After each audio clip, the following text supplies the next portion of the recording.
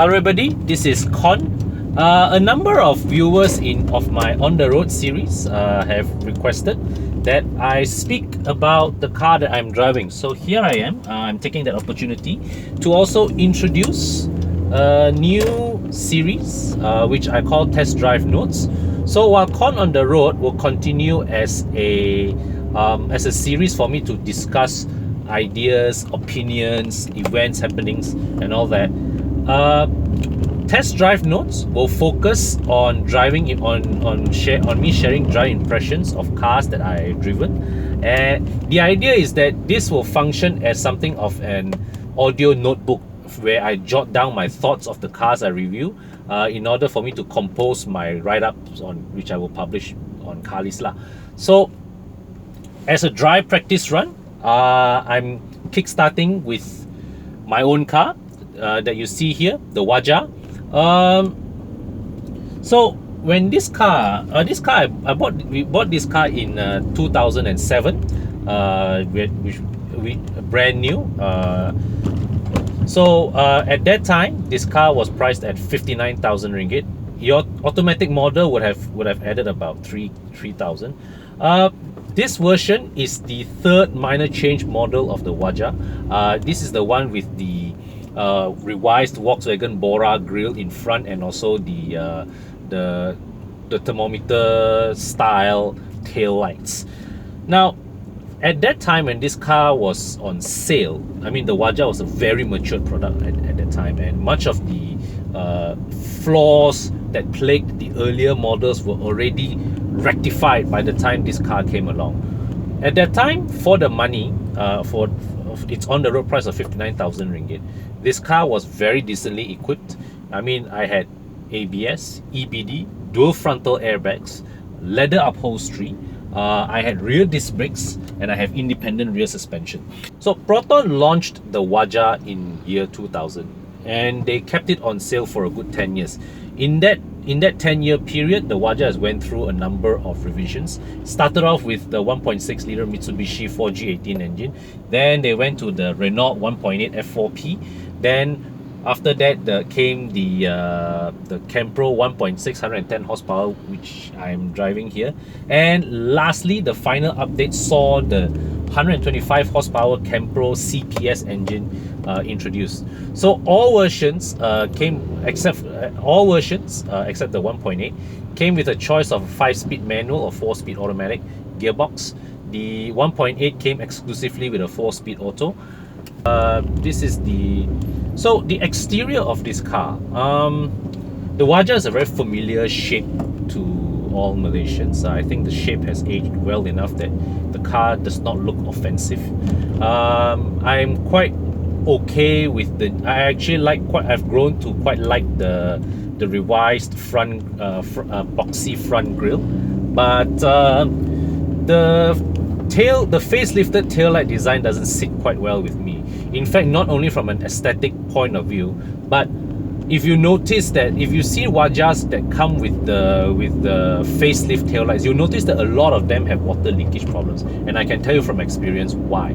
A lot of these cars, right, what happens is that the brake lights, it melts the taillight housing, you know, so that allows water to seep into the taillight assembly, and when things get worse, it can actually the leakage can actually spill into the boot.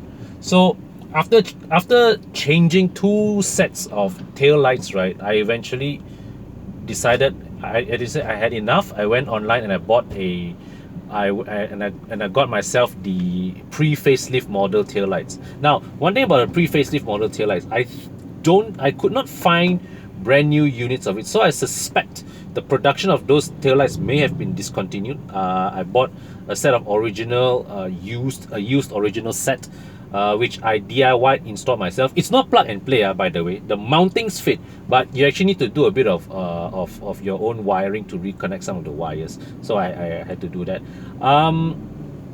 Yeah, but that aside, that's it for the exterior.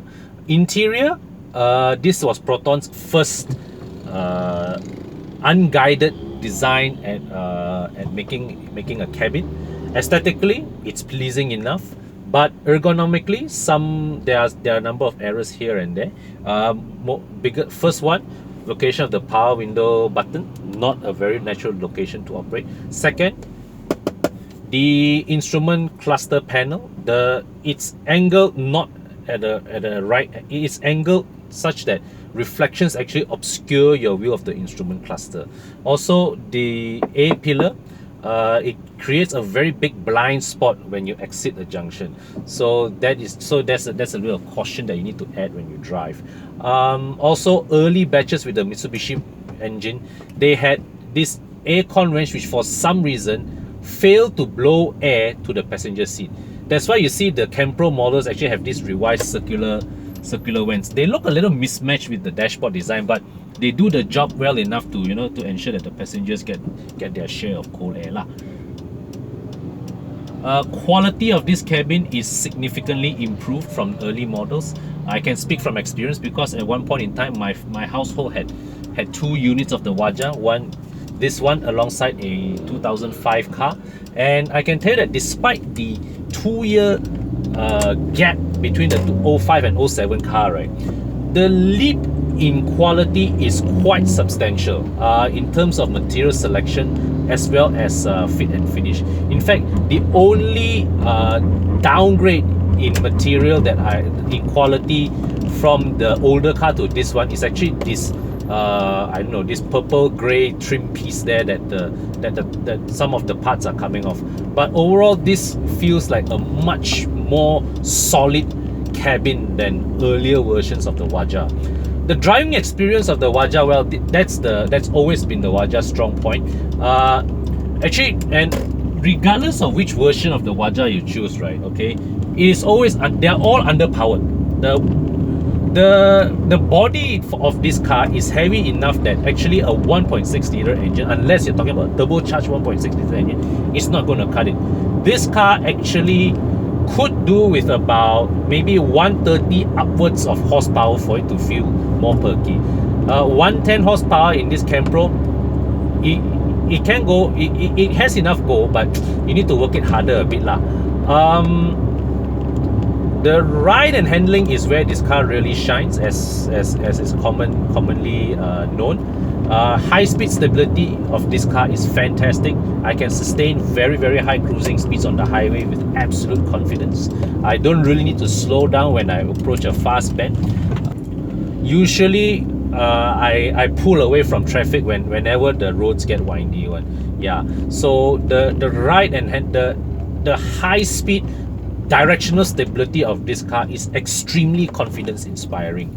Most units of the Waja would have come with automatic transmission, but the manual versions is where most of the driving fun is at. The Mitsubishi gearbox has very, very a little long but very precise throws, a joy to operate. Only thing is that second gear can be a bit keras at times, so you may need to double clutch when you're downshifting, but it's okay. I've gotten accustomed to it, so it doesn't bother me anymore. Maintenance of this car, now this can get expensive. The Waja is not cheap to maintain. I mean, for normal servicing, it's okay, but certain big ticket items can be expensive to replace. For the best example would be the rear suspension arms. The arms usually can tahan quite a bit of wear. It is the